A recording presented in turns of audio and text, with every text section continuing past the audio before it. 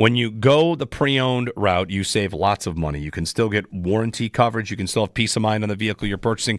The one we just bought from Riverfront a little over a year ago still had a manufacturer's warranty on it. So then a warranty you purchase from Riverfront goes on top of that. Think of the peace of mind and the money saved.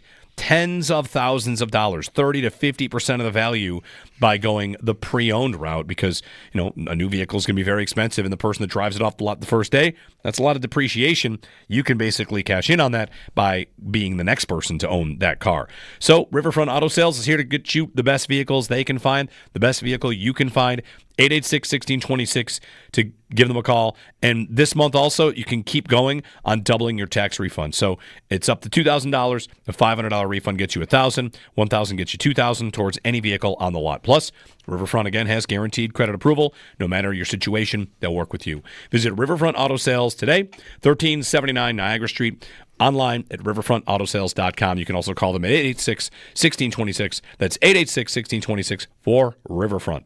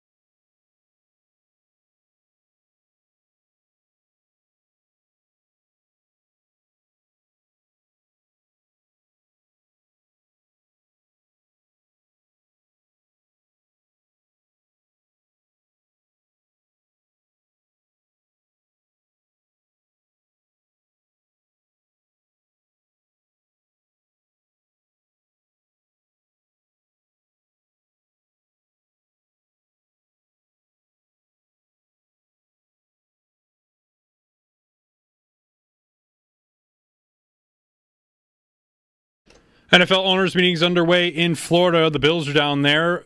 Both head coach Sean McDermott and Brandon Beane spoke with the media yesterday. You can hear what they had to say on demand on our website, WGR550.com. Also over the weekend, the Bills signed cornerback Christian Benford to a 4-year, $76 million contract extension.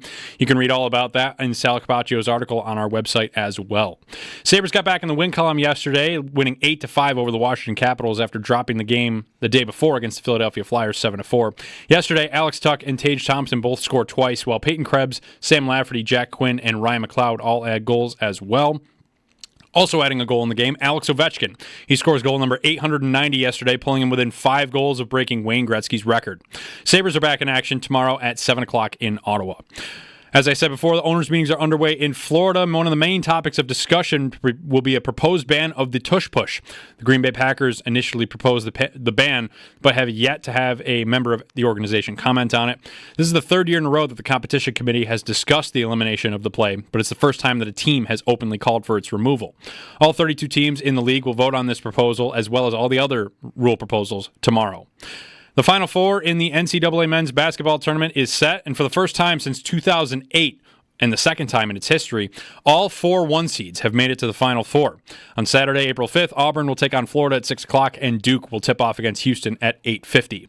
Coverage of the NCAA Championship Tournament on WGR and the Bet 1520 is brought to you by Window Nation. For all your window needs, visit windownation.com. That's your Paddock Chevrolet Sports Update. Paddock Chevrolet with you. Paddock Chevrolet celebrating 90 years of business. I'm Josh Schmidt for WGR Sports Radio 550.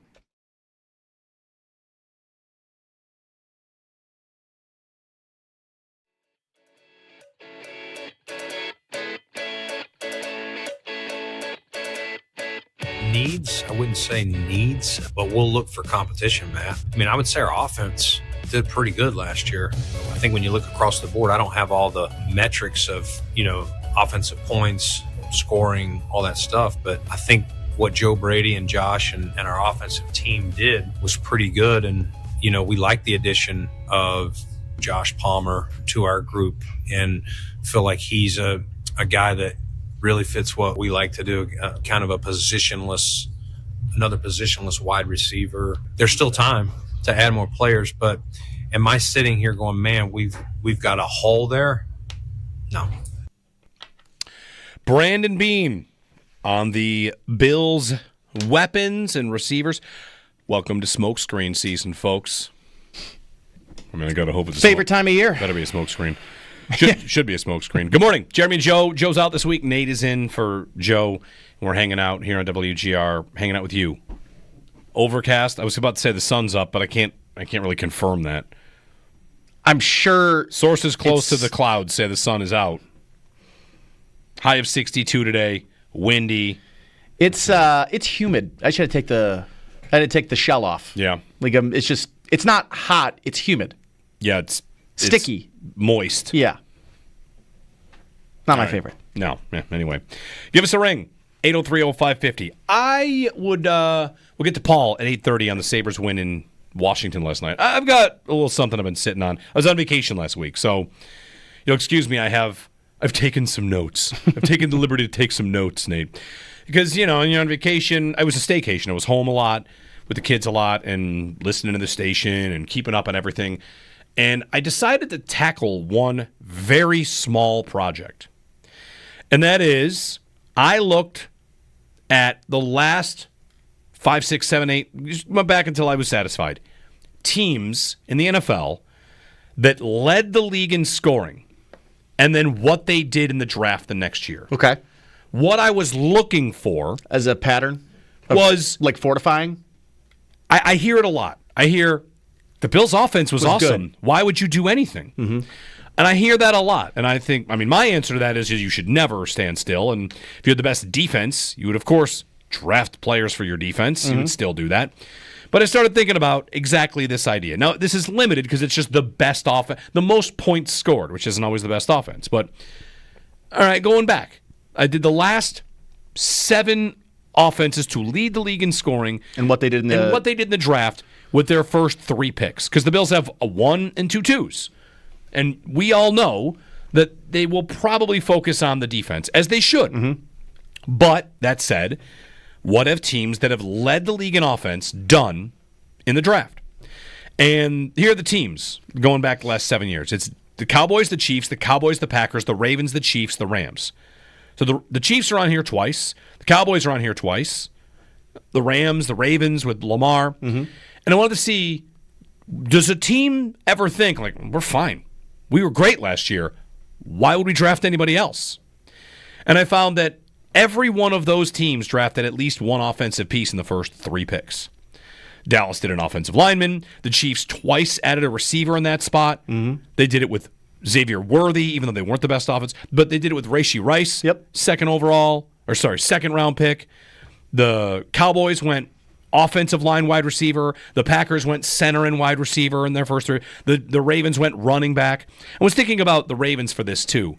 The Ravens, Lamar had an MVP season. And then they got Derrick And they Henry. added Derrick Henry. Yeah.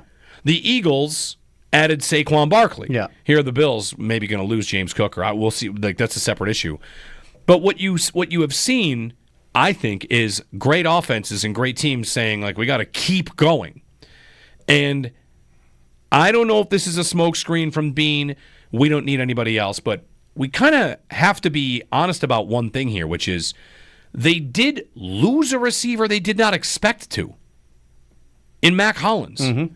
So if Hollins was here and they got Josh Palmer and I was sitting here banging the drum saying, like, hey, they do need a little help over there, I feel like people could push back. Cooper and Hollins are both gone. Yeah. They brought in Josh Palmer, who he refers to as positionless, okay? I guess. Okay. I don't love that because that was like basically the same conversation that we had with Dalton Kincaid. And they're all like positionless. But, I mean, most people like the Palmer signing because he can do exactly what they don't have. But they lost 2 guys and brought in 1 guy. They haven't even stayed static at the position. I'm a little frustrated you're forgetting Laviska Shenault got signed. That's right, Laviska Shenault. Forgot about him. So 2 in, 2 out, brother. Right, true. Be consistent. But kidding, of course. Of course they shouldn't sit still.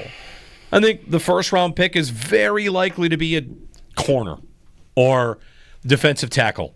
And then the next 2 picks is whichever one they didn't get there. Yeah. And, I mean, it probably should be a receiver because they didn't have a pick of the 4th round. Here we are. You know, we've moved a little closer to the draft. You're seeing how things might shake out, what the division looks like, what the conference looks like.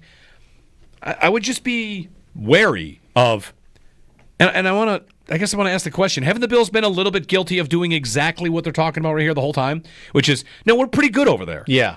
And it slowly starts to wither around Josh Allen, and he's amazing. And he and Joe Brady, as being said there, were amazing together last year. Like, they put together an awesome offense. But I don't really like the complacency and the idea of, like, we were great. Why would we do anything else? Other teams in the same spot are adding to that side of the football. And I fully expect that the Bills will. So this was my research project and my big pushback on why would you want anybody on that side of the ball? They were amazing last year. Well, they're second in scoring in the regular season. And great. Congratulations. I know I'm not the first to make this point, but I think it also bears mentioning that they're coming off of one of the most efficient season ever. The quarterback had the most efficient season ever in terms of turnovers and sacks. What if that regresses 10%? What if he takes 5 more sacks and throws 5 more interceptions? I don't know if it's exactly the same. They're probably still very good. You're still probably very good. Yeah. But yeah. And it's not, I think not for nothing. Like, part of the reason I asked the question I did to Sal when we had him on last hour about, like, look at the times, like, the good teams are paying running backs. It's like when their whole roster is set and you're like, okay, we can pay a running back now. Like, and my argument is, the Jets, maybe you can the Raiders probably are going to convince themselves they're going to use number 6 on a running back. And hey, like, you can do that. The Lions decided they were in a position where they could take a running back, and Gibbs has really been a huge difference maker for them. So, and Christian McCaffrey got San Francisco to a Super Bowl. And there are these examples of that position widely being sort of dismissed across the league, or I think smart people rightfully looking at teams and saying, the Patriots are not a running back away where they should be investing in it. They need to be investing in a lot of other positions, and that's right. And I do wonder, I think it's tough because the Bills are not the Eagles in this, where had the Eagles drafted Saquon Barkley and not won a Super Bowl with Barkley, they're probably not as eager to sign him to a big deal and then extend him another offseason after that. It's not, the order of operations isn't exactly the same here in Buffalo as it was in San Francisco, as it was in Baltimore, as it was in, like some of these places that I'm talking about. So, the timing of it's a little difficult. It's the way the Bills roster is constructed. I get everyone. I think we've all been so skewed towards you don't pay a running back, and now we're all sitting at the precipice of actions. Are they going to speak louder than words? Because all of us are going to say if the Bills re-sign James Cook, it'll probably be at a number the Bills are able to convince themselves of and sell everybody else on. And most of us, 90% of us, will be, yeah, he's a great player. He got paid. But if he doesn't, those same 90% of the people will say, you don't pay running backs. Fine. Give me another one. Yeah. I don't know that we'll ever be able to be consistent about paying running backs because of where the narrative has gone the last 5 years. Well, isn't what is happening to Cook the same thing to a point that I want to say the same thing. It's very different. But they lose Diggs and Davis, and they move on. Now Cook is the biggest star of their offense. They move on. Now Mac Hollins is their leading touchdown catcher. What I'm getting at is James Cook and is everyone that's a part of this offense doomed is strong? Is everyone that's a part of this offense have to sign up for a fate where nobody thinks you're that important because you're not Josh Allen? I mean, Shakir got paid. Got paid what? He got paid totally reasonable slot receiver money that no one would blink at. I mean, if he had pushed for $20 million a year, what do? They say, I don't think so, man. And wouldn't Bills fans do the same to a point? What I'm getting at is everybody that's not Allen in this offense, especially the way the Bills, if they invested in Keon Coleman, they invested in Dalton Kincaid. Cook is it's a fork in the road. If they are not going to pay Cook. And this comment from Bean yesterday about how, well, if it doesn't, we're not close, and there's no reason we can't get back and find something next year. If they are next year looking for James Cook, are they talking about a first or a second round running back? Are we back in that conversation? Probably. And if they're in that conversation next year, are they in that conversation now? There are very good running backs. Really good, really explosive running backs in this draft. Numbers to me, it's just a numbers game.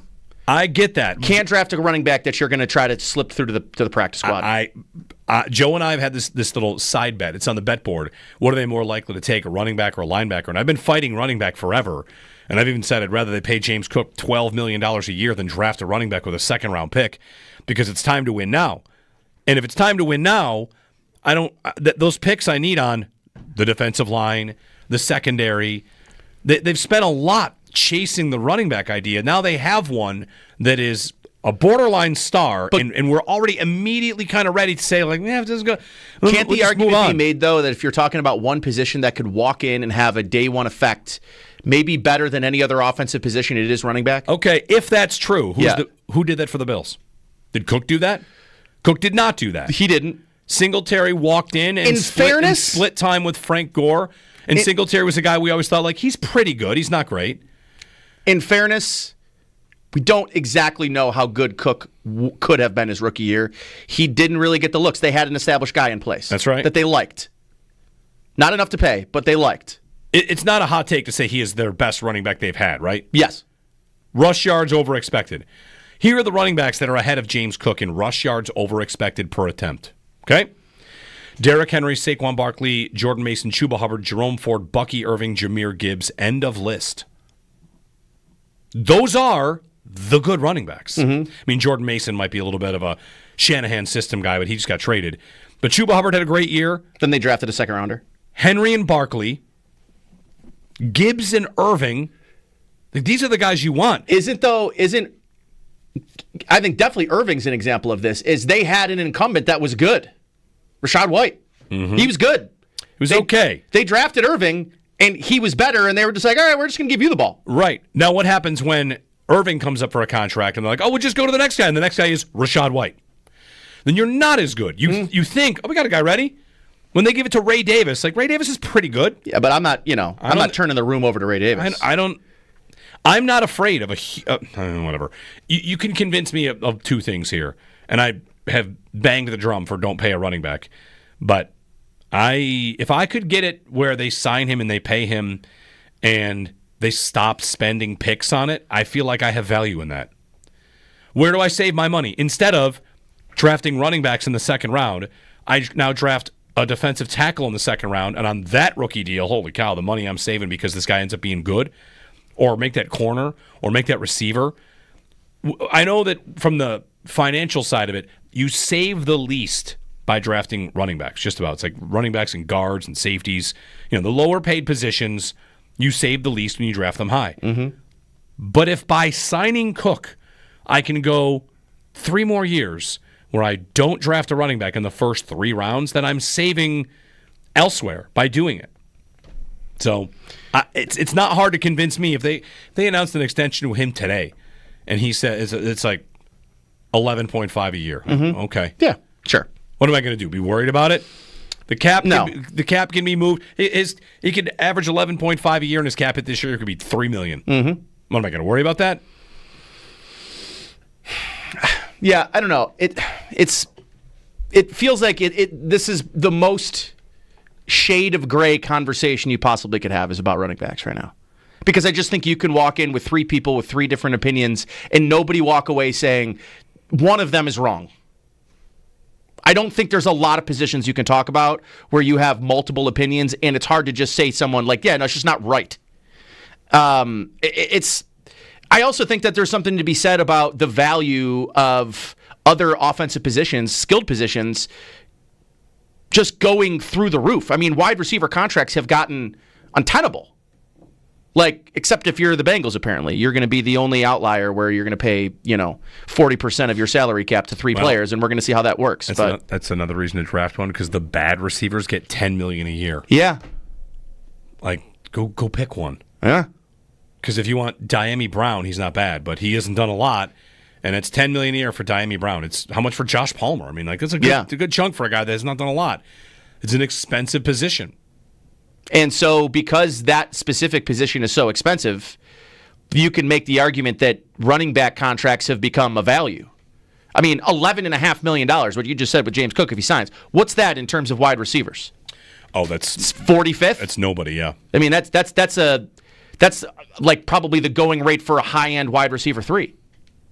Yeah. So you could have a top 10 running back in the NFL for 11.5, or a solid number 3 receiver making a second, getting to a second contract. Yeah, it does get right to the, you mentioned the Joe Shane clip. I'm not going to pay this guy $40 million to hand it off.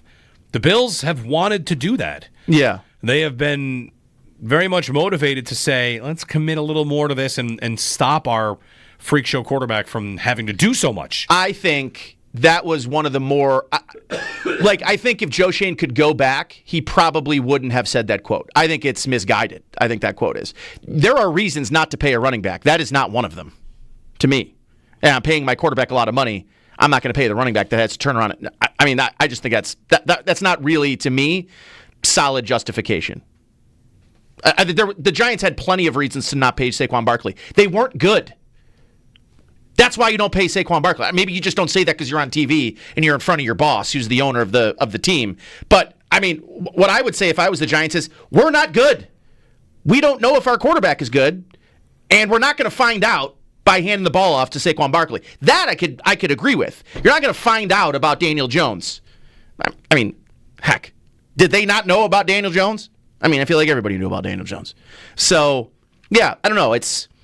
There are a lot of reasons why the Giants shouldn't have paid Saquon Barkley. I just don't think, hey, we've got this $40 million quarterback, which, by the way, in today's standards is not a lot for a quarterback. Yeah, I don't know. It's just not, to me, the justification. Is the Giants' season any different if Saquon Barkley's there? No. No. Not really. Maybe they're more fun.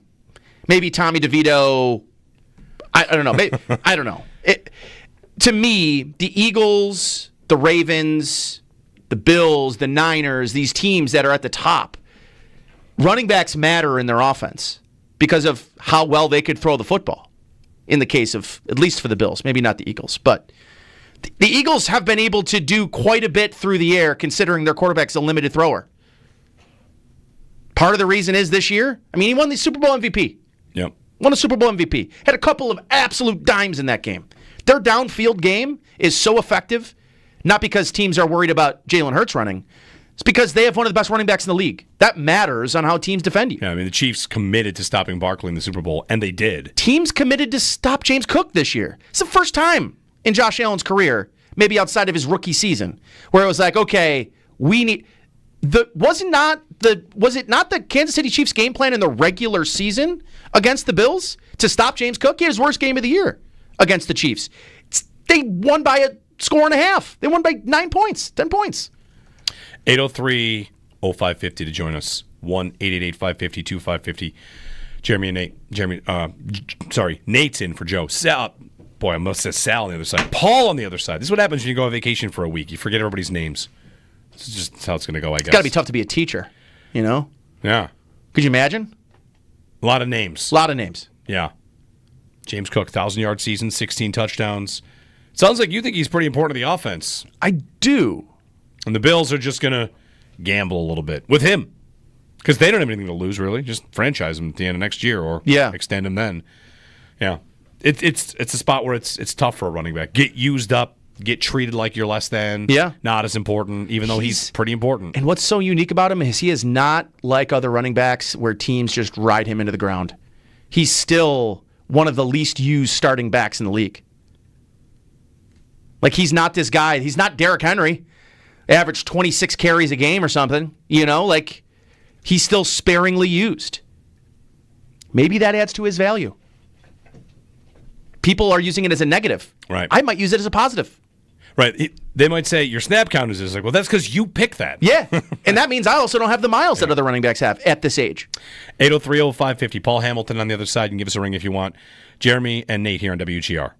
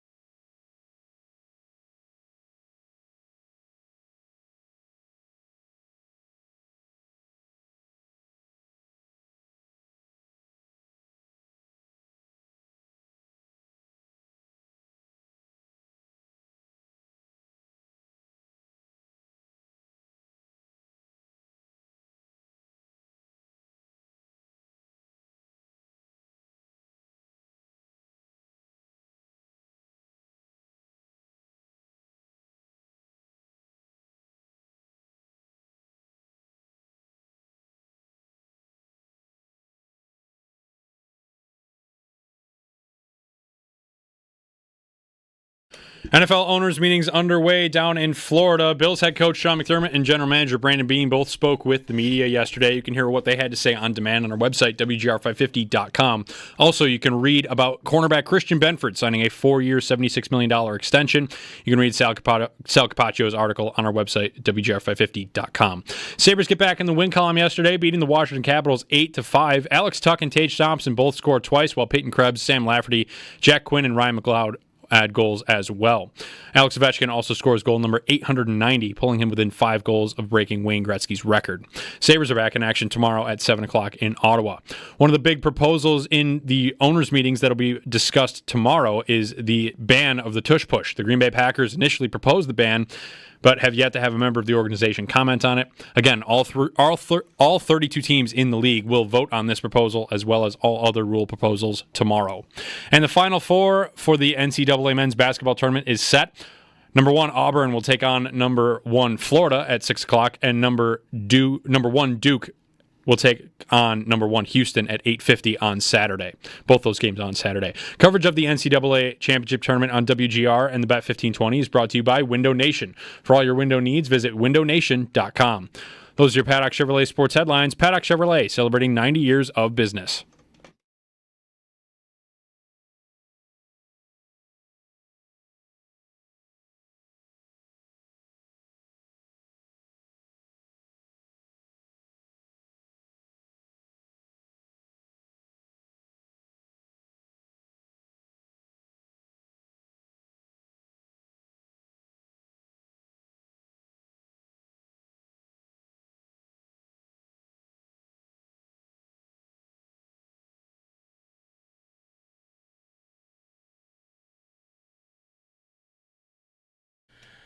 Mr. Paul Hamilton joining us on the Western Hotline, chatting about last night's Sabres game. Yesterday afternoon, 3 o'clock game in Washington, 3 o'clock game. Hey, Paul, good morning. How are you? Not too bad. Jeremy and Nate here. Joe's off this week. Nate's in for Joe. Sabres pick up a win, and James Reimer's in net again. And I don't know, Paul, we're back to the days of, not that it's always like the Granado hockey, but 13 goals in a game. There was a period of time where they were just scoring like crazy and giving up goals like crazy, and we're starting to see a little bit of a return to that. Well, yeah, they played 2 games over the weekend, and it was 12-12. Yeah, right. But so it's, and they probably lost the game that you would think they would have won, and they won the game that you would have thought they would have lost. So, yeah, nobody's put up 8 goals this year on the Washington Capitals, as they are a very stingy defensive club. They usually don't give up much, but it just clicked for them yesterday. Paul, it clicked. They got their goals. They beat the goaltender. It feels like, I don't know, you tell me, the last few games, whether it's the Sabres or it's Pittsburgh or Washington, these games are are they goalie circuses on some level? Like whether it's Luukkonen expected goals or if it's Pittsburgh, like we're getting a lot of goals, but it's not exactly on dominating play or dominating possession. It's just they're finding their way, really. Yeah, and that's what you have to do sometimes. You have to be opportunistic if you're going to, in 1 week, beat the number 1 and the number 2 teams in the NHL in their buildings.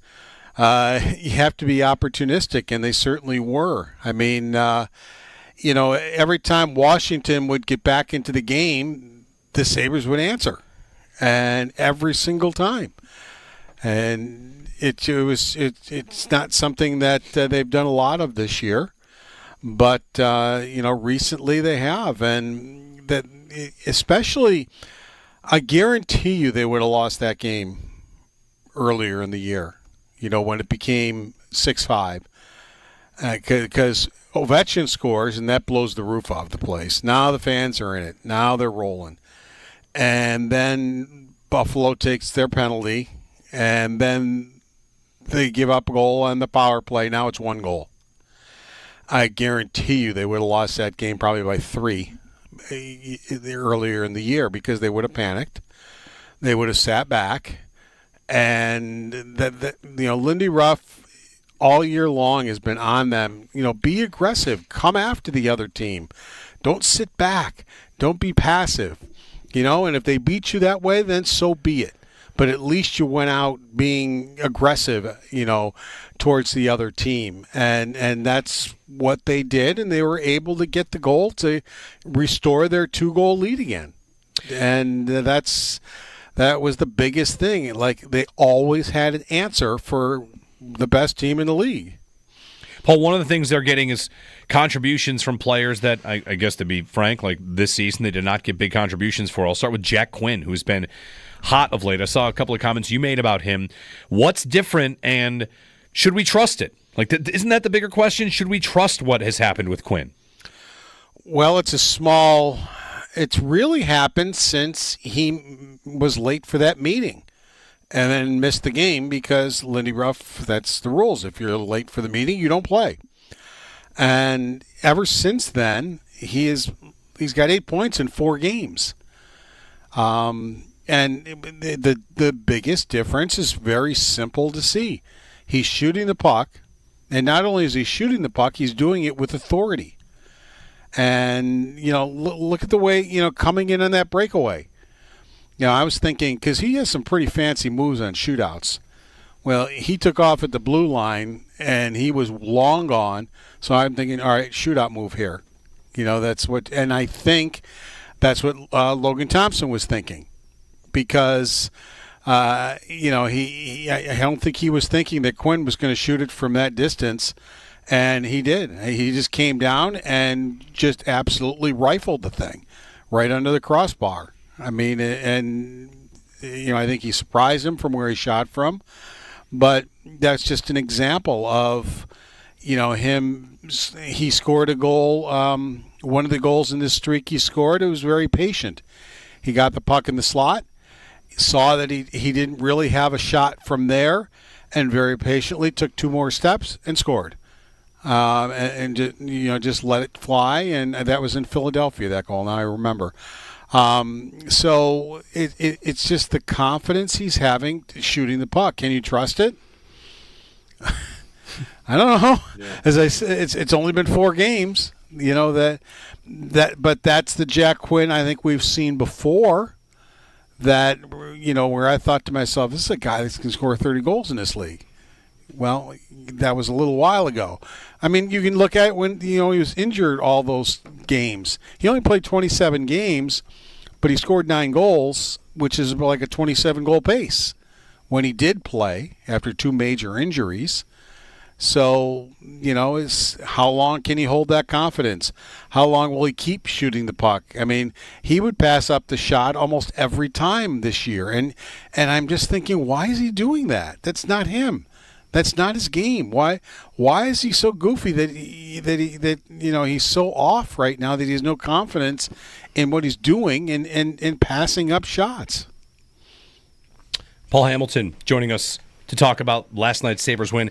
Paul, to go to Reimer as often as they have, it's I guess you get it, right? You understand why, because Luukkonen's been playing terribly, but at the same time, I don't know, Paul, part of me feels like they should be doing anything they can to figure out Luukkonen rather than just kind of bury it. I know they want to win games, but isn't the long-term Luukkonen idea more important than Reimer at this point? Yeah, I agree. If they were 2 points out of the playoffs, Reimer gives you the best chance to win right now. He absolutely would be playing. There's no question. But I don't understand what this does for Luukkonen. I mean, you got to try to get him figured out. And, I think what they're doing, and I guess I understand this too, I asked Lindy Ruff about it, and I said, is this team trying to figure out how to win hockey games on a regular basis? And he goes, I'm actually looking at it a little different than you are.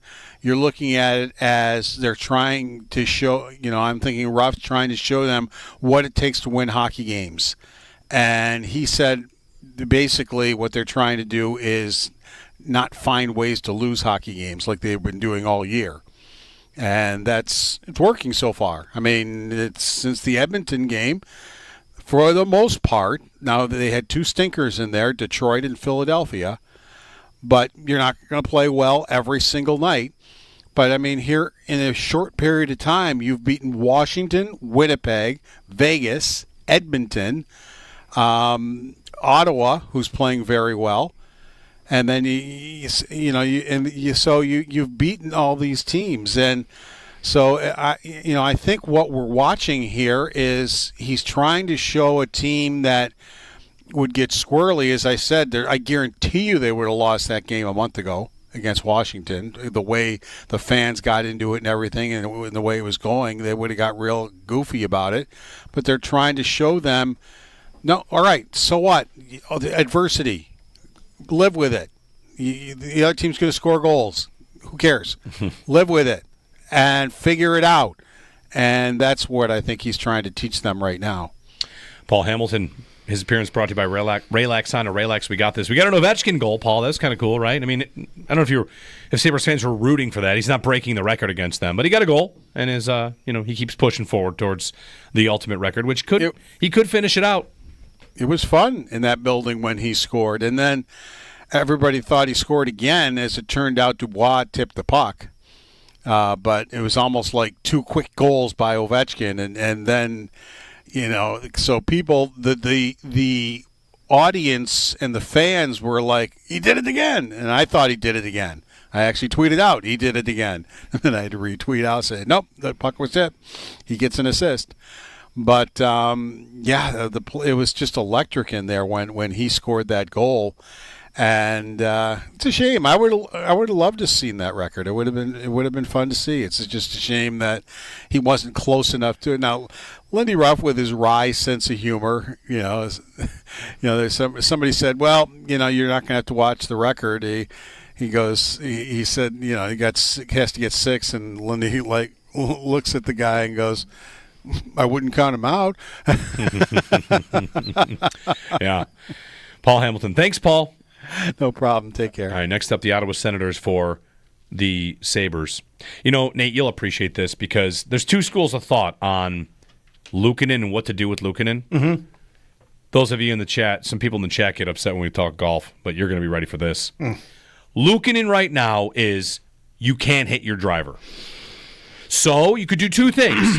You can put the driver away. Yep. And play other clubs, or you keep getting the reps. Fight through it. Yep. And the difference is, how's your round going? If your round is trashed, who cares? Keep hitting that driver, man. Yeah. You might. What are you trying to do? Save a 94? Yeah, that's right. But if you're even par, well, then put that driver away and get to the playoffs. Like that. Luukkonen is that you've lost the driver, and the Sabres putting it away. Like you don't have that many more reps left. You got 7 holes left. Your round is trash. You got 9 holes left. Sorry, you got the whole back 9. It's already over. I want you to hit that driver 7 times on the back 9 because you got to figure it out. Feel better about it. Yeah, I don't agree. I don't disagree with Paul, and kind of, I don't know that I agree with the thought process because it's just like it's a lost season. But I don't know. It kind of feels like we've kind of all known who Luukkonen is. He had a good season. One good season, and before then it didn't look good. It hasn't looked good since. It's feeling more like the level of play that he played with 2 years ago is more of the outlier than it is the... Okay, I want to bring a comparison going here. It's a little different. I can remember when Paul used to say, the Sabres need to make Tage work because of the trade he was involved in. They need to make him work because of the contract. They need to make it work. And then Tage blew up, and it was great. And... that's what they have to do with Luukkonen. They signed him to 5 years and good money. They got to find a way to make it work because you've already committed. And unless you're going to trade him, which it's going to be real tough to do. Will it though? Because that kind of term and money for a guy that you trade Cousins. He's a high pick. There's a lot of belief. Yeah. Get him out of there. A goalie that has not had a huge long body of work of success. Yeah. I don't know. I worry about Somebody definitely could look at it though and say, hey. He played in Buffalo. Yeah. We can make this work. 803-0550. When we get back, coach's breakfast going on. Apparently Sean McDermott's a very popular figure at this coach's breakfast. We'll tell you why. And it's another day to thank the football gods for the existence of the Pittsburgh Steelers. Never take these Steelers from us. Oh, I love them so much.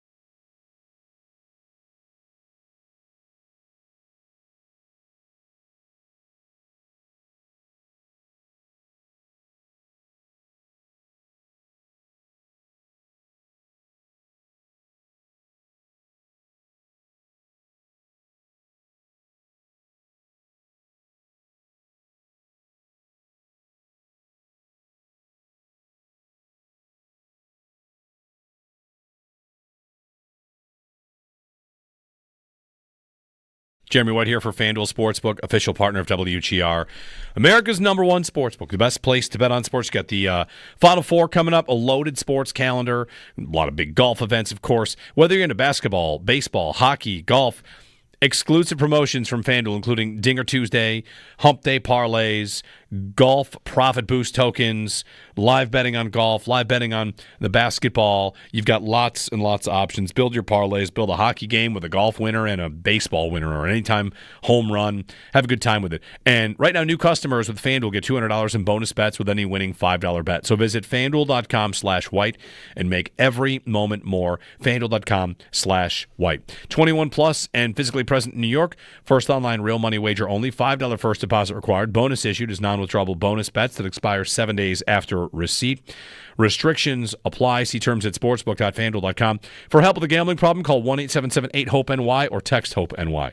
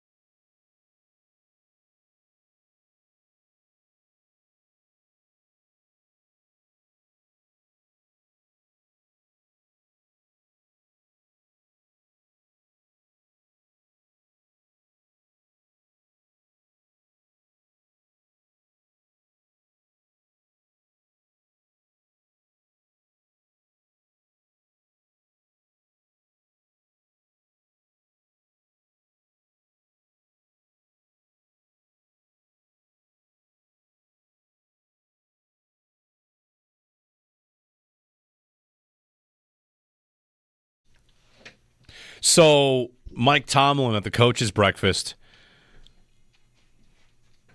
asked, the Rodgers stuff, Rodgers this, Rodgers that, I'm sure.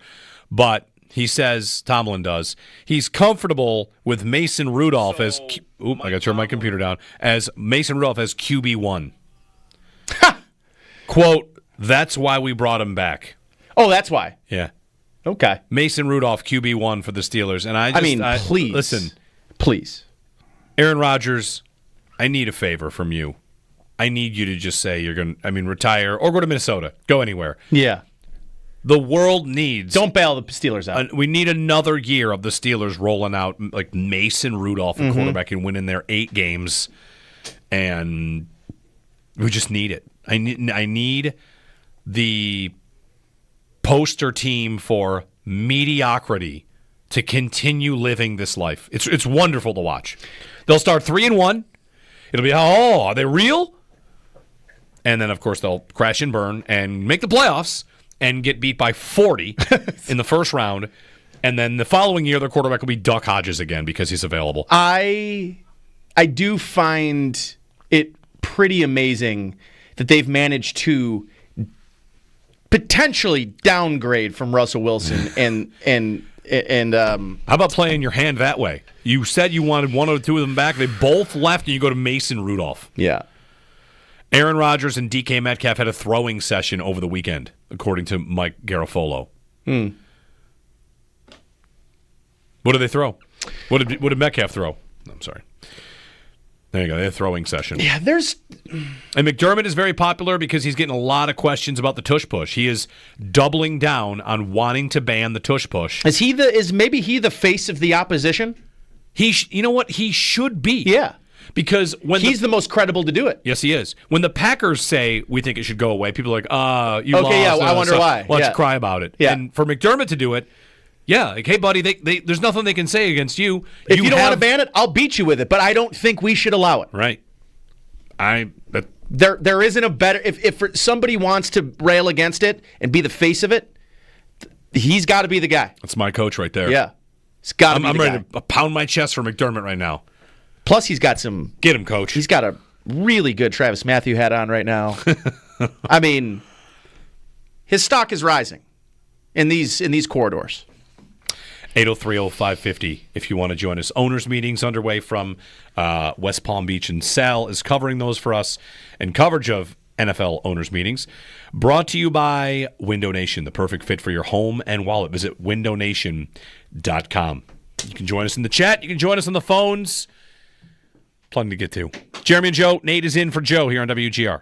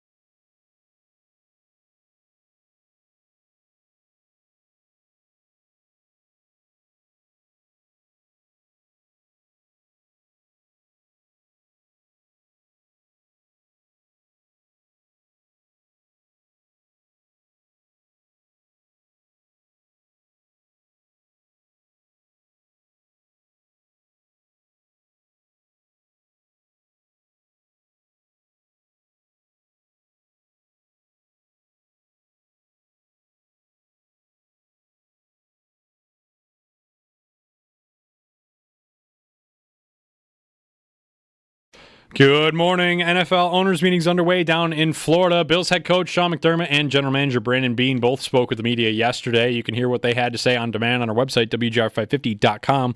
Also on the website, you can read the latest on Christian Benford. He signed a 4-year, $76 million contract extension on Saturday. You can read what Sal Capaccio has on our website as well. Sabres got back in the win column yesterday after losing to the Flyers on Saturday, 7-4. They win over the Capitals 8-5 yesterday afternoon. Alex Tuck and Tage Thompson both scored twice, while Peyton Krebs, Sam Lafferty, Jack Quinn, and Ryan McLeod all had goals as well. Alex Ovechkin scores goal number 890 yesterday, pulling him to within 5 goals of breaking Wayne Gretzky's record. Sabres are back in action tomorrow at 7 o'clock in Ottawa. One of the many things to be discussed this week at owners' meetings is the ban of the tush push, or the potential of a ban for the tush push. The Green Bay Packers initially proposed the ban, but have yet to have a member of the organization comment on it. This is the 3rd year in a row that the competition committee has discussed elimination of the play, but it's the first time a team has openly called for its removal. All 32 teams in the league will vote on this proposal, as well as all the other rule proposals tomorrow.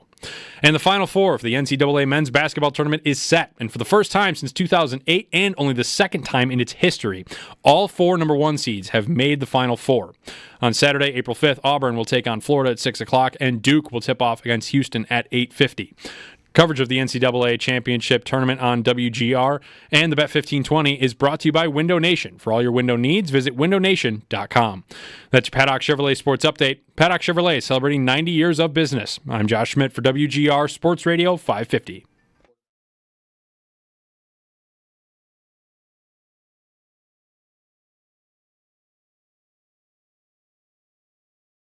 So Ovechkin standing in front, scores! Alex Ovechkin got a stick on that one. And 8:89 goes up by 1, and the Sabres lead. Now it's 6-4. We got an OV goal. We got a Sabres win. Good morning. Happy overcast still. It feels like it's going to be this kind of week, by the way. I want an app that's going to count down the minutes till I see the sun again. Because right now my weather app says the sun sets at 7:40 tonight, but there's no promise I'll even see it before then. So, estimated hours until the sun shines. We're looking at tomorrow, 7 a.m. All right. We'll take it. I'll take it. Jeremy and Nate. Nate's in for Joe. 803-0550. Brandon Beane on James Cook. And I tweeted this out moments ago. Just the next step in the Cook conversation is going to have to likely come from Cook. It's up to him. He could mention or flirt with skipping OTAs, skipping camps, mini camps, training camps, to try and pressure the Bills to come back to the table, get closer on a number. I mean, he says he wants 15, and I don't think anyone should confuse that with meaning it's 15 or it's nothing. He might take 13. He might take 12.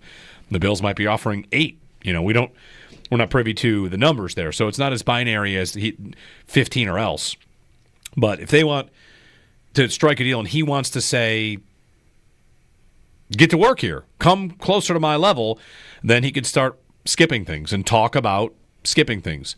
The thing he should do is act like, oh, no, I would never do that until the draft. And then do it. Till the draft is over, and then reopen the idea that he might do that.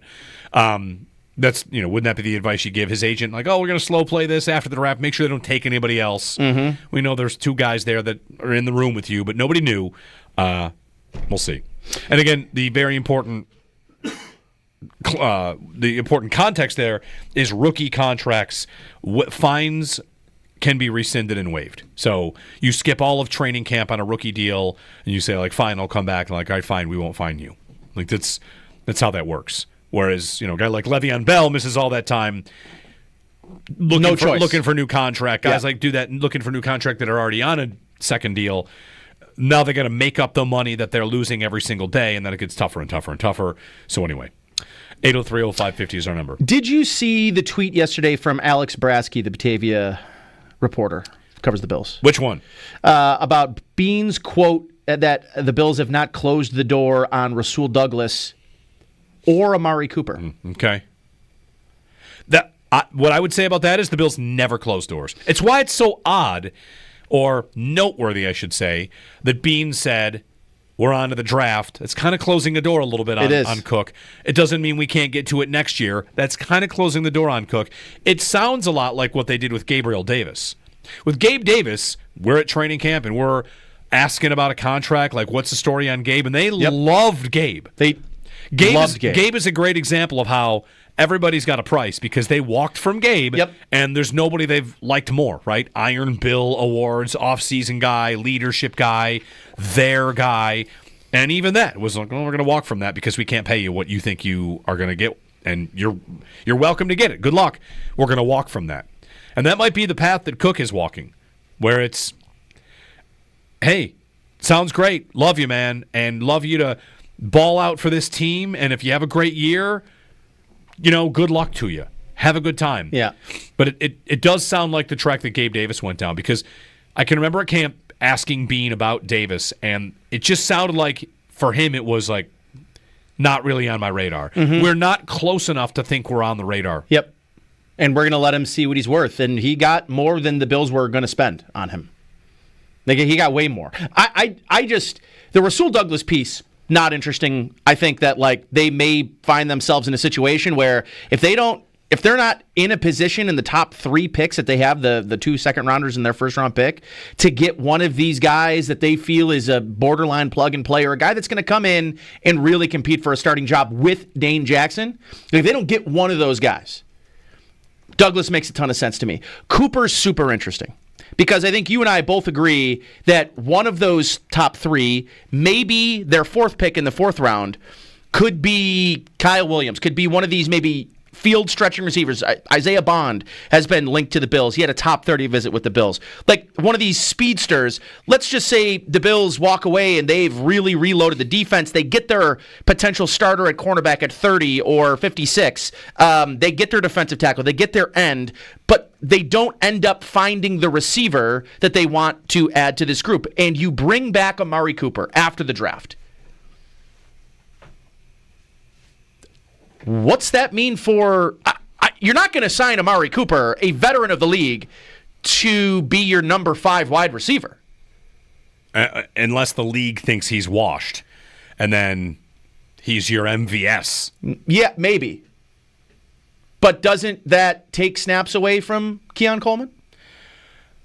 I would think you signing Amari Cooper takes snaps and targets away from Keon Coleman. Maybe. At least planned snaps. I guess what I would ask is, would you take the safety? Yeah. 100% I would. You would take the safety. Mm-hmm. Nick Emenwari, he's one of the safeties. I would do it. You take him. So Would you? No. You wouldn't? No. No way. Why? They drafted a safety in the 2nd round last year with elite athletic ability. Why do they need another one? And this guy, isn't he only a darling a little bit of the athleticism and size? Sure. Like the results on the field are not incredible. I read about him as like, well, people are going to fall in love with the size and athleticism and think they can make him more than he has been. Is that not Cole Bishop on some level? Like Bishop is a 9.88 on the relative athletic score, and I'm going to spend... What I'm getting at is, if you're willing to go safety to replace a safety you just picked, it wouldn't necessarily be a replacement of Cole Bishop. Oh, sure. I don't necessarily think. Even better, he's in the mix with him. Sure. But you're doing it because Bishop doesn't answer all your questions there. Wouldn't you do the same thing with receiver? Receiver in the 2nd, because the receiver we just took in the 2nd doesn't answer all of our questions at receiver. Even though Bond and Kyle Williams, to a certain extent, are kind of what you would consider more boundary guys. I mean, Bond is a small, fast guy. He's 5'11". He's not that small. But he gets kind of the conversations that Xavier Worthy had, which is like, maybe he's just a speed guy, a straight line guy. I don't know that I look at Isaiah Bond and I say he's going to take away snaps or he is going to be a guy directly impacting Keon Coleman. I think Amari Cooper immediately impacts Keon Coleman. I guess one of the questions, to get back to the Bishop thing with Coleman, the concept is, should I care about that? I drafted Dalton Kincaid when I had Dawson Knox, who was totally serviceable and good as a tight end, and they drafted Kincaid because they thought we need more at that position. I mean, is Keon Coleman stopping me from doing anything? That's the question. Should Coleman or should Bishop stop them from doing anything? They're 2 second-round picks a year ago. I guess the answer is no on both of those. Yeah, the franchise doesn't owe anything. They probably owe it to themselves to feel like they know what Keon Coleman is, but they're just in this window where I don't know if you're playing around with that. I don't know if you are. I'm going to the bullpen, not this bullpen. I want Zach to come in. Zach, come in and hang out. Or you whatever you want. You want to come in. Zach Jones. I want to ask him about the Texas receivers. Okay. Zach's a Texas football fan. We had a Texas guest on last week. All right, good. I want to ask, what'd they say? Good stuff? Yeah. I just want to talk. They like Isaiah Bond. I want to talk Texas receivers with you, Zach. Yeah. This is your wheelhouse, I know. So, it's actually, talk to Zach about the Texas receivers is one of the things in my notes from on vacation. Like, I get Zach in here about the Texas receivers. And the reason is, I saw a stat on Matthew Golden. Let me see if I can find this now. And the stat is that if Golden goes in the first round, he will have the lowest total best season of any receiver taken in the first round in like 15 years. That sounds about right. Yeah, like he has not put up big numbers in the Texas offense. No, and he didn't at Houston either. Both him and Bond were transfers. That's kind of what Texas has started to do. They'll have their few guys that they build internally, and then they bring up guys. Bond was Alabama, Houston with Matthew Golden, Adonai Mitchell, Georgia last year. I mean, that's what they do. He was the number 2 guy, though, for like half the year. It was Bond. And Bond was popping. I mean, he was doing really well against Michigan. He was great. Him and Ewers were on point. Then he hurts his ankle. And while he came back, they never got on the same page again. And the passing game kind of never got on the same page again. With Bond, you're saying? Yeah. Well, even the passing game as a whole. Yeah. Golden was like the only guy that was consistently getting open. Ewers could consistently hit. Ewers went down as well, and then it became Arch Manning for a little while there. The seasons don't pop. Texas runs the ball a lot. But, man, the second half of the year, I don't think anyone boosted their draft stock more than him. Than Bond or than Golden? Than Golden. And then the 40 also probably solidified a lot of the momentum. I'm not going to lie, watching that 40 was more stunning than watching Mitchell run in the 4.3s. I don't think I've ever seen Golden run, I thought, more than like a 4.5. He gets caught in the playoff game against Arizona State pretty cleanly. I don't think he was hurt. I can't remember that he was. So watching him run a 4.29, I'd imagine actually, I think a lot of teams went back and went, what did we miss? Yeah. And I think that was probably more track speed than actual football speed. I think he's a functional receiver. speed. Yeah. I think he's a wonderful receiver. I think he does kind of everything really smooth. He's really clinical. Surprisingly good size. Bond, though, Bond is where I thought Golden was going to get taken. If you wanted me to like middle of the year, where did I think Golden would go? I would have said like second, maybe third round.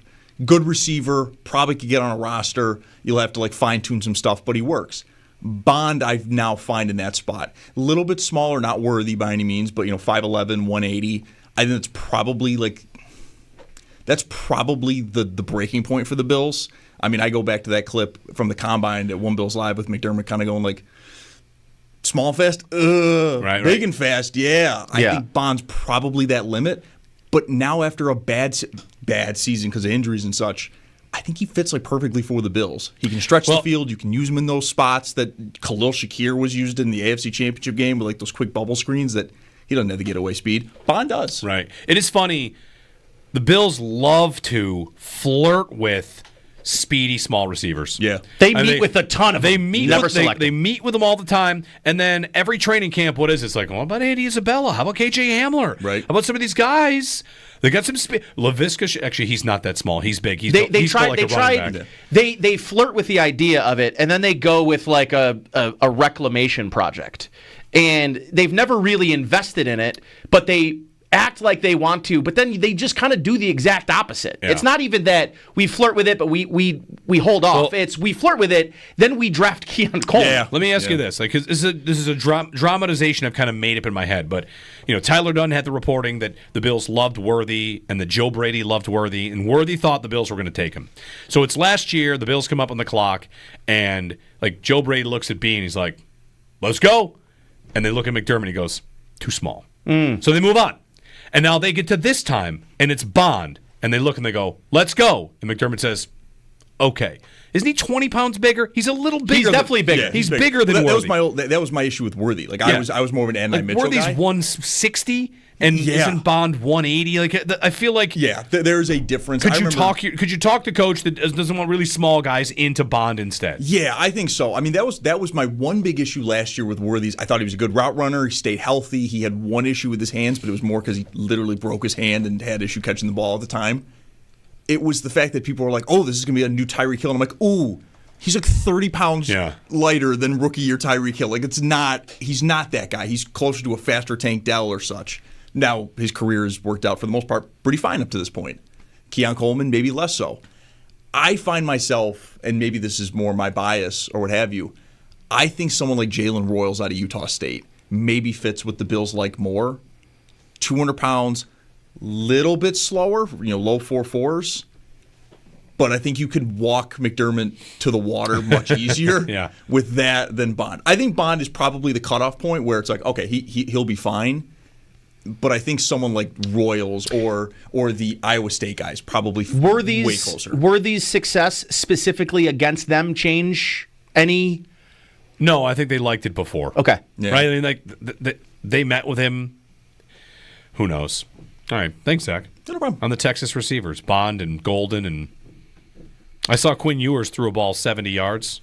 Yeah, right? the duck. It quacked a few times on the way. Oh, man. I just love-hate relationship with him. I mean, I don't watch as much Texas football with you, but every time I saw Quinn Ewers, I was like, yikes.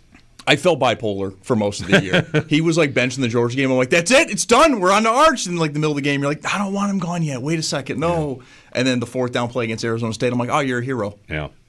All right, thanks, Zach. What's coming up, Extra Point Show? Anything good? You guys checking with Sal? Yep, probably? Sal right at the top of the show. We've also got UB women's head coach Becky Burke coming on at 10:30. Nice, the Fab Four. Yeah. We'll find out who they play after tonight, so that should be real exciting. I think this is maybe the furthest women have ever gone to the NIT, so it's a huge The arena was buzzing. Yeah, I thought about going to the game. I really did. I was busy in the afternoon. I'm like, ooh, the tickets look cheap. Let's maybe see. I didn't pull the trigger, so arena I'm was a little upset buzzing. about that. It looked awesome. Very good. Thanks, Zach. Thanks, guys. Zach Jones, he's coming up on the Extra Point Show, Northtown Automotive Extra Point Show, coming up at the top of the hour. We started on something, and I saw Zach, and I wanted to get to the Texas receivers. What else were we going to get to there? Something about Golden, or it was just about like whether or not they should care about Coleman in context of making their picks, and maybe not. Same with Bishop, 30th pick. Hey, we got a draft party. We got 2 draft parties. The first one is Resurgence on Thursday night. Now, the Bills could do the funniest thing ever. And trade back again? And then let's do another Resurgence party the next year. Yeah. We will be partying at Resurgence just in case. On Thursdays of the draft until the Bills actually make a first-round pick. They better make a pick this year. They're going to. They're going to trade up. They always trade up. Bean's not going to be able to resist. He's going to go up like 4 spots and take a defensive tackle. Right? You could make the argument this is the best draft to trade back. This is the most ideal draft to trade back. Because what if they could get an additional a 4th pick in the top 65? Be maybe worth a consideration. I'm ready to have my weekly, daily, yearly, internal fight about trading back. Do you not like it? Is it not for you? It's a lie. What is? Trading back. Oh. The trading back industrial complex is a bit of a lie. Because if you trade back, you look smart. And if you say, I would just trade back all the time. Oh, okay. Would you trade, the 30th pick for all of the 6th rounders? No. Why not? That's more picks. More picks is better. Nate, more picks is better. It's true. Why do we have a value chart? Why is if trading back were so obviously the right decision? These teams employ analytics. They do. They do all this stuff. They probably know all of this, whether it's 1st downs, 4th downs, everything. And you're telling me they just haven't decided to trade back yet? And if they did decide to trade back more often, then prices would go down to trade up. But none of that ever happens. And you could say it's because of whatever, too much believing in your own ability to scout players. I'm always left feeling like the draft can't figure out, it can't get its story straight. Which is it, Nate? Is it we don't know who's going to be good? Or this is a great year for defensive line. You can't have it be both. If you don't know who's good, can I really confidently say a class is better than it was the year before? And is that also just a function of, I'm spitballing the draft here, the receiver class this year, it's not as good as last year. Is that definitely not as good as last year. Is that only because, let's just pretend, Marvin Harrison Jr., Malik Neighbors, and Roma Dunze go 1, 2, 3. Tet McMillan goes 9th. Is that right? Is that about right? So the draft not being as good, if you're drafting 30th, is it not the same? It's just the top 2 guys aren't as good. Yeah, the top of it's not as good. I would say also the thing about this draft compared to last draft is I'm not sure that there's as much in the middle of it either. That's where you know the least, though, right? Probably. And the idea, like the Bills, this is another great example. Trade back because you don't know who's going to be good. Okay, well. Where would Keon Coleman be in this draft? In this draft, among receivers, he'd be, maybe the exact same spot? I think so. Yeah, he's behind McMillan. He's behind Golden. Yeah. We'll have to see if Luther Burden goes first round or not. A lot of people really but view him a little bit more as the slot guy. So, not the true boundary receiver. Yeah, I don't know where Coleman goes. The draft is, don't get me wrong. I love it. It's fun. I tend to think that the always trade back draft industrial complex, that group never fields a team. And you're talking about, I'd rather have more scratch-off tickets. Like, okay, you can have more scratch-off tickets. What I need are great players. And I also think that the process of hitting on draft picks, I don't know if there's anybody that's ever looked into this. Maybe someone has or would.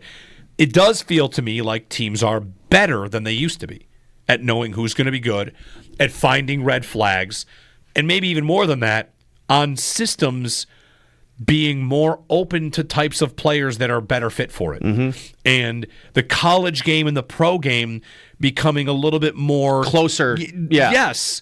And that matters. The difference is between when the games were very different, you'd have to look at a player and say, I think this guy can play over here. You can fit him into this box based on these things. Yeah. He's shown these measurables. Granted, he'll play the same position that's very different in the NFL, but less projection?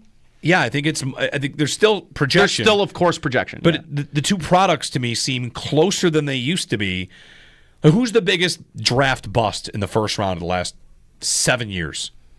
We used to have that name right away. Non-quarterback, it's not the same as it used to be. If you bust out at quarterback, okay, well, hey, you were supposed to take one anyway. You got to try. Zach Wilson flames out. Okay, well, hey, you had to try it. It doesn't set you back 10 years. Used to say things like that. Yeah, there's no Deion Jordan that we could point to. It's like, wow, that guy was so bad. How did he go number 2 overall? Yeah. And even when a guy does kind of flame out, I feel like we're open more to the idea of, well, maybe it was the wrong fit. And isn't it the guys that are flaming out more often than not because those guys are actually the projection? Like the guy that is flaming out, you're like, the measurables are there. Can he fit into the box that we need him to fit in? Yeah. Rather than we saw him do this in college. There's proof that he can do it. It's always fun stuff. Like I said, my weekly, yearly battle in my own brain about what I think about the draft, what I think about the draft.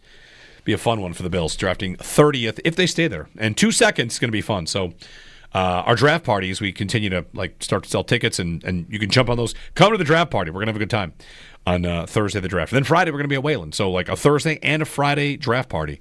Back-to-back parties. Watch Bean trade out of the first and then trade all his picks out of the second. And have really likes the day 3 guys. And have 7 third-round picks. See if we like that. Just really, listen, it's really the talent pool, there's a drop-off. But once you get to the 3rd round, you get to your sweet spot. We really like 7 picks in the 3rd round. Yes, we love these third rounders. In our sweet spot. All right, 803-0550, 1-888-550-2550. Jeremy and Joe. Joe's out this week. Nate is in here on WGR.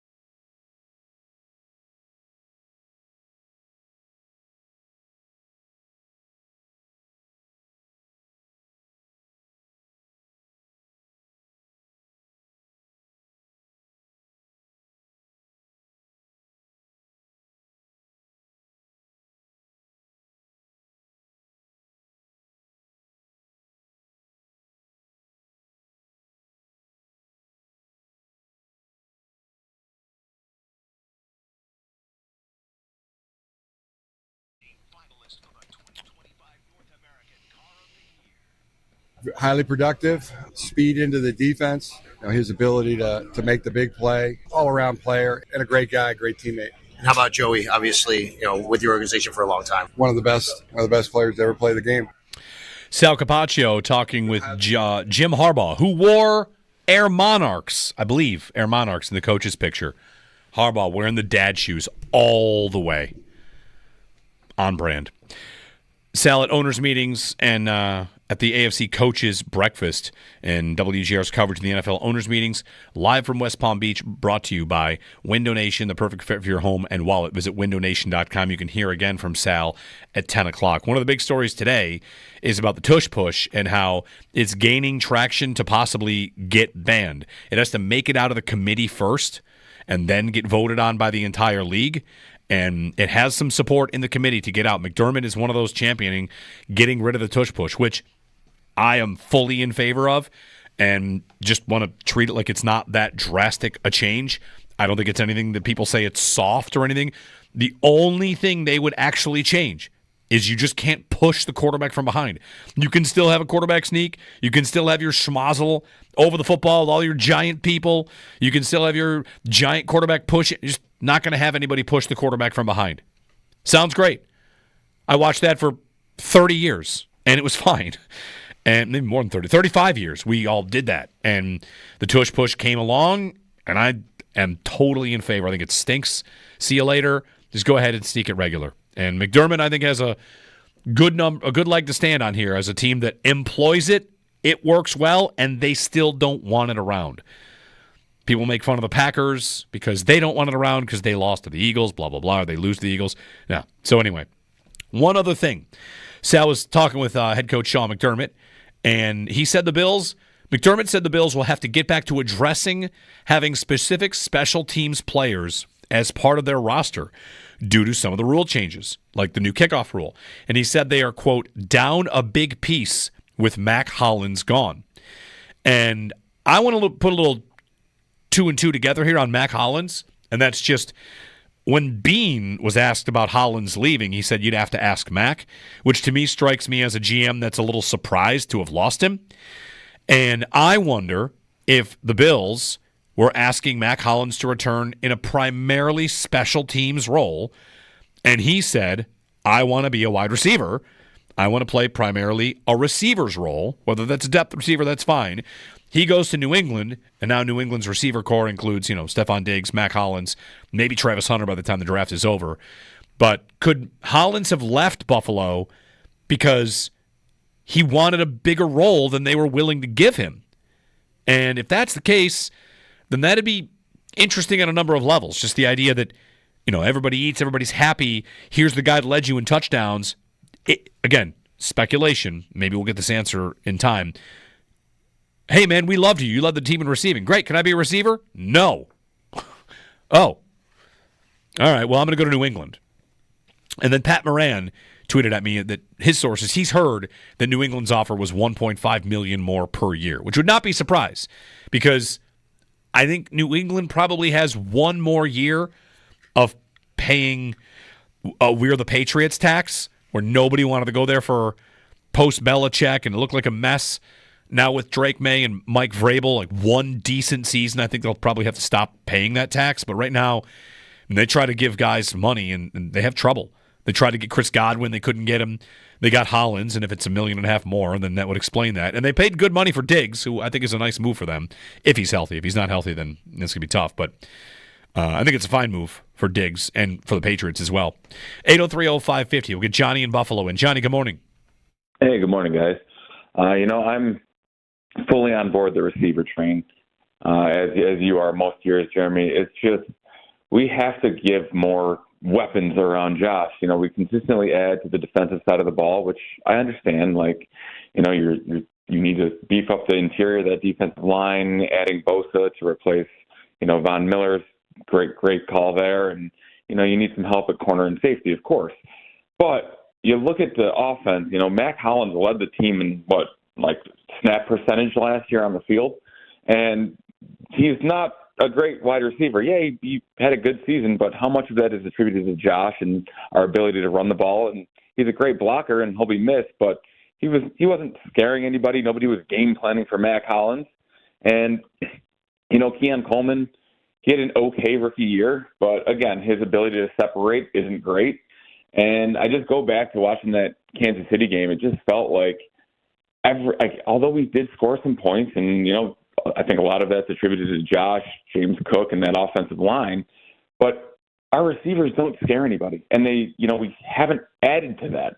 You got Shakir, who's a great slot guy, but, you drafted Kincaid hoping that this is a guy who can kind of become that next Travis Kelce, George Kittle type, or a tight end who could really threaten the safeties, threaten the linebackers. And I don't know if it's us not using him that way, but, he played less snaps than, Dawson Knox last year, and he wasn't on the field a ton, and when he wasn't that impactful.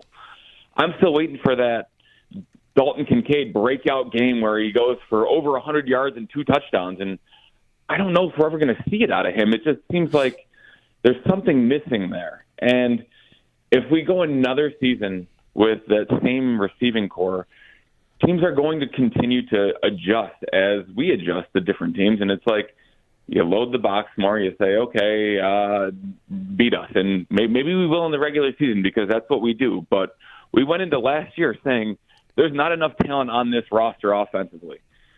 And what has happened this year? The talent that we had, the Mac Hollins, that type, that was our best, one of our best receivers last year just because of his blocking ability. He's gone, and we haven't added anything really offensively. So you're going into this season with those same question marks on offense, and it just kind of gets swept under the rug because of what Josh did last year with the level of talent he had in his MVP season. But do you really want to put it on him again when we're always like, oh, let's take more off of Josh's plate? And just running the ball isn't doing it. So I just really want to see us go receiver, get a speed guy. I know it seems McDermott's scared to do that, but go get a speed guy, get a guy who can stretch the field, and hopefully, that's what we do. So thanks, guys. Yeah, thanks, Johnny. Speed guy, it depends also where you do that. Like they've drafted the speed guy in the 5th round, Marquez Stevenson, and speed guys on UDFA deals, but the primary investment in a speed guy, I do think that will happen in the 2nd round. I really do. There are a couple different ideas at receiver in the 2nd round, like second-tier guys. Get your defensive tackle, get your corner. And their additions, that's the 6-game suspensions for Ogunjobi and Michael Hoyt. Like those are tough because it kind of makes it feel like at the start of the season they need a lot of help on defense. But if you're laying out the starting defense, there are a lot of spots filled. And there's also, I know we wouldn't really put any of the problems of the defense on Benford or Rousseau or Bernard, really. It is just kind of funny that while we're sitting here saying, like, oh, this defense is a mess, they got to fix it. Meanwhile, they extended 3 guys. They've got Ed Oliver to a long-term contract, who they like very much. Milano, we'll see about him. He's good, right? Taron Johnson.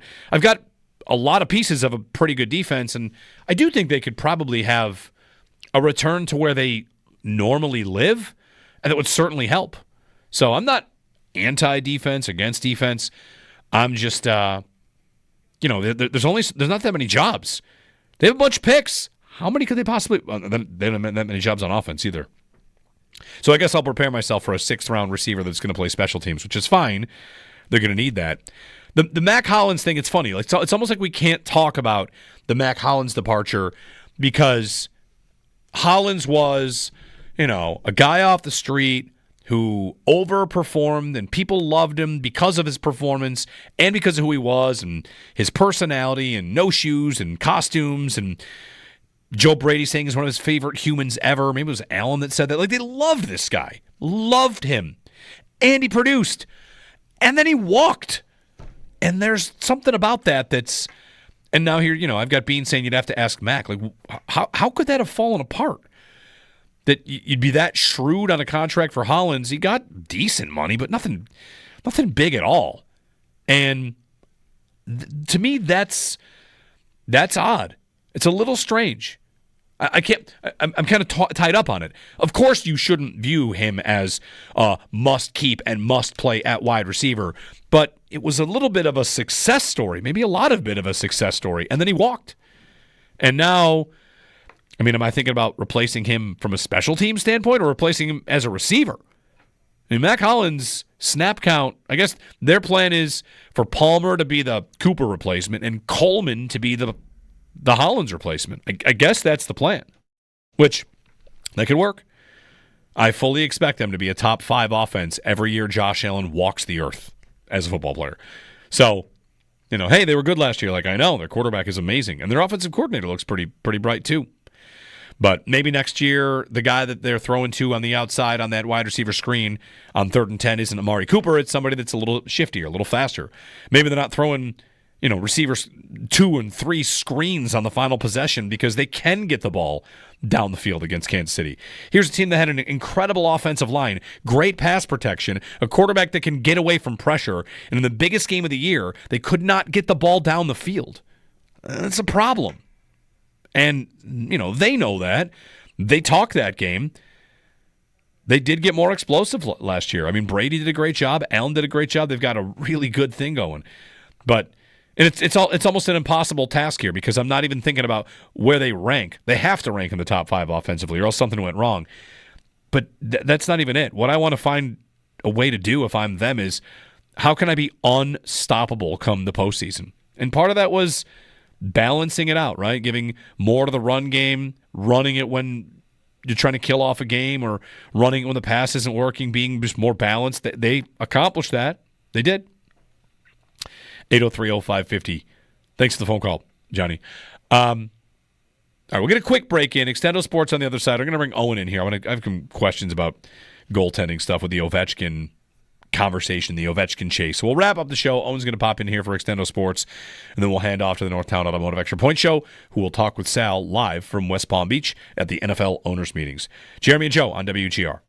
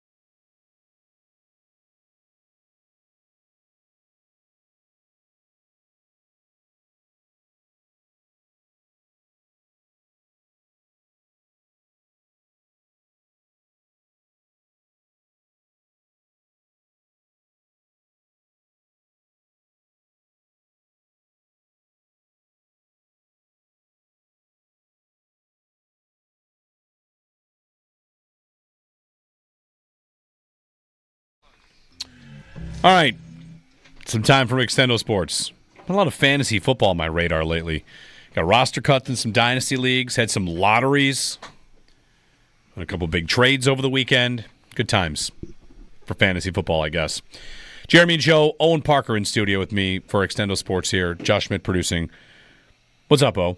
Not much. Just back from vacation here, so excited to get back in. How was the trip? Oh, it was amazing. Puerto Rico's beautiful. Your dad tweeted up pictures of golfing. Oh yeah, along the ocean. Yeah, it was pretty intense. It was Did a beautiful place. To at least think about how sad I would be seeing those pictures? I did. I considered it, and then I thought about Nate and his goings on when he was down in Florida making fun of everybody. So I thought, we'll be all right. Yeah, I played approximately 150 holes of simulator golf the last 10 days. That's okay. I love it. I mean, it's nothing wrong with that. It's better than.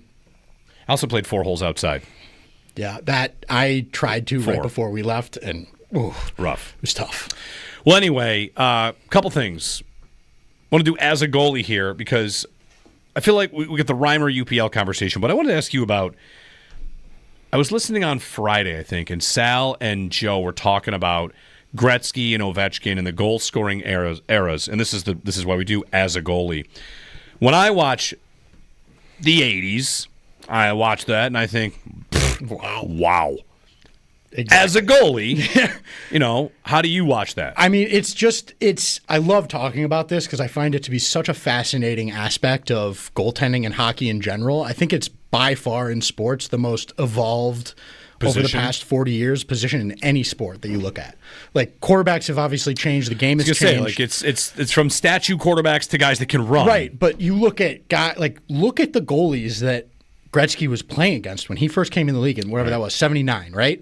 And they were barely figuring out the butterfly. They didn't really know what everybody was doing. And just go back and watch some of those highlights, and the goalies look like circus performers. Yeah. They look like they're aliens in the net.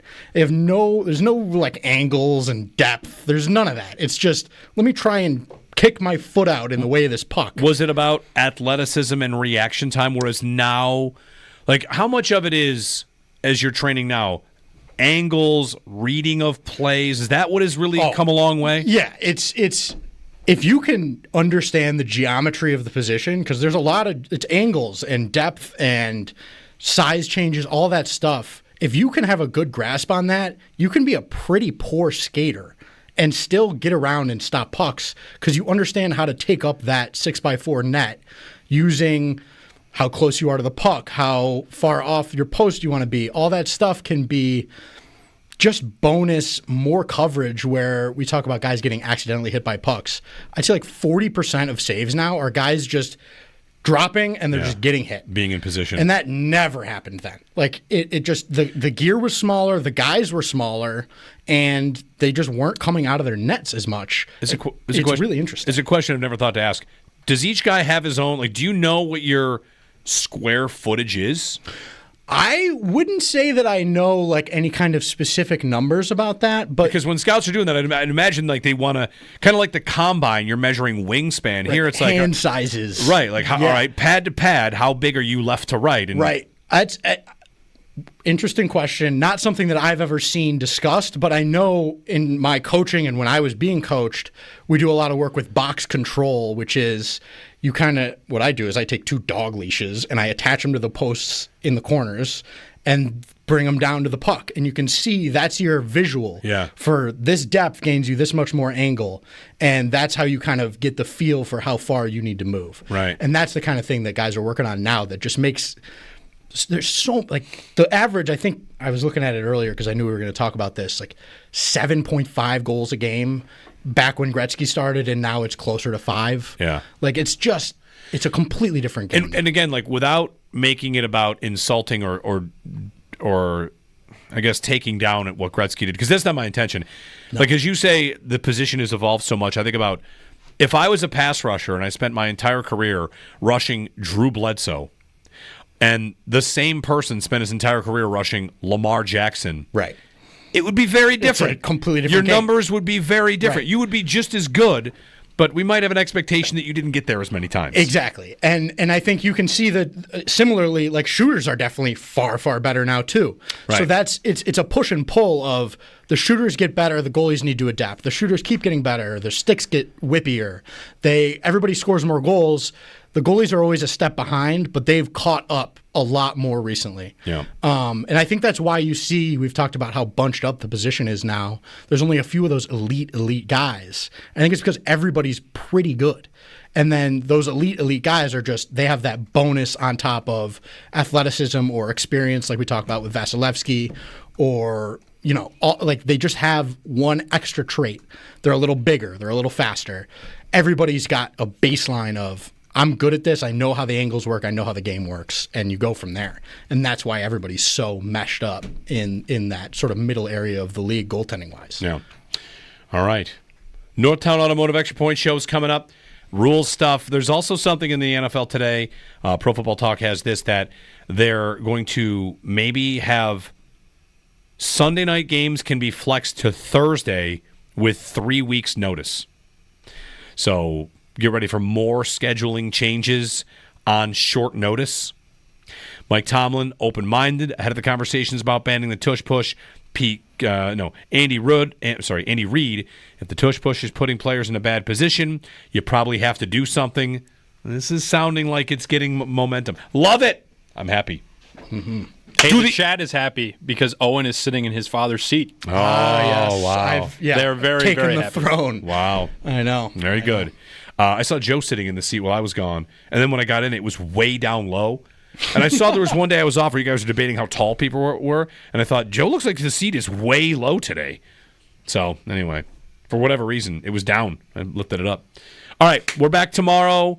What's going on tomorrow? We expect to talk to Lindy Ruff. We'll check in with Sal from Owners Meetings. He's on the way, coming up top of the hour with the Extra Point Show as well. Jeremy and Joe. Back tomorrow here on WGR.